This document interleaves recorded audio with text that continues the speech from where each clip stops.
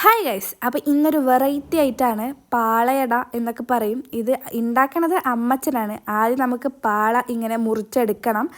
ഇങ്ങനെ മടക്കാൻ പറ്റുന്ന രീതിയിലുള്ള പാളയായിരിക്കണം. പിന്നെ ഈ തേങ്ങ ചിരവണത് എൻ്റെ അമ്മമ്മയാണ്. അപ്പം ആദ്യം നമുക്ക് ഈ പത്തിരിക്കൊക്കെ കുഴക്കുന്ന രീതിയിൽ മാവ് ഉണ്ടാക്കിയെടുക്കണം. എന്നിട്ട് ഈ മാവ് എടുത്ത് ഈ പാളയിലേക്ക് ഇട്ടിട്ട് നന്നായിട്ടൊന്ന് കുഴച്ച് കൊടുക്കണം. അതിനുശേഷം ഈ പാളയിലേക്ക് നന്നായിട്ട് പരത്തി കൊടുക്കുക.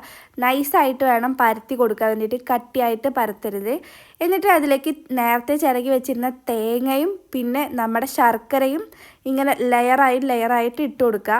നല്ല ജീരകത്തിൻ്റെ ടേസ്റ്റൊക്കെ ഇഷ്ടപ്പെടുന്നവർക്ക് നല്ല ജീരകം ഇതിലേക്ക് ഇപ്പം തന്നെ ചേർക്കാവുന്നതാണ്. അതേപോലെ തന്നെ ഈ ഏലക്കായും നമുക്ക് ചേർക്കാം.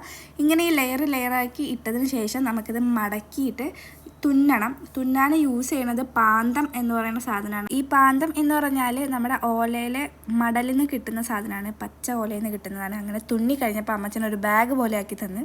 അങ്ങനെ അതിന് ശേഷം അത് നന്നായിട്ട് തീയിലിട്ട് കണ്ട് വേവിക്കുക. ഇനി നമ്മൾ ഉണ്ടാക്കാൻ പോണത് അതിലേക്ക് ഉള്ള ചിക്കൻ കറിയാണ്. ആദ്യം ചിക്കനിലേക്ക് മുളക് പൊടി, മല്ലിപ്പൊടി, മഞ്ഞൾപ്പൊടി, അതേപോലെ ഉപ്പും ചേർത്ത് നന്നായിട്ടൊന്ന് മിക്സ് ചെയ്യുക. അതിലേക്ക് കൊത്തി അരിഞ്ഞ തേങ്ങയും ചേർത്തിട്ട് നന്നായിട്ടൊന്ന് കൈ വെച്ചിട്ട് തന്നെ ഒന്ന് മിക്സ് ചെയ്യുക. എന്നിട്ട് നേരെ കൊണ്ടുപോയി അടുപ്പിൽ വെക്കാം.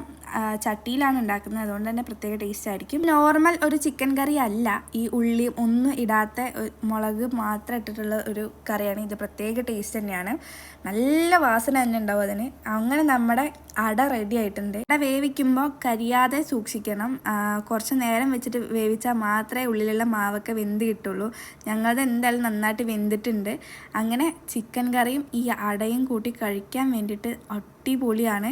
ഇത് അമ്മച്ചനും അമ്മമ്മയ്ക്ക് കഴിക്കുന്നതാണ്. പിന്നെ ഇതെൻ്റെ ബ്രദർ വന്നിട്ടുണ്ടായിരുന്നു, അവനും കഴിച്ചിട്ടുണ്ടായിരുന്നു. നല്ല ടേസ്റ്റ് ഉണ്ട്. ഇത് എന്തായാലും മസ്റ്റ് ട്രൈ ചെയ്യുക. അപ്പോൾ അത്രയ്ക്ക് ഇന്നത്തെ വീഡിയോ ഇഷ്ടപ്പെട്ടാൽ ലൈക്ക് ചെയ്യുക, ഷെയർ ചെയ്യുക, സബ്സ്ക്രൈബ് ചെയ്യുക. ബായ്.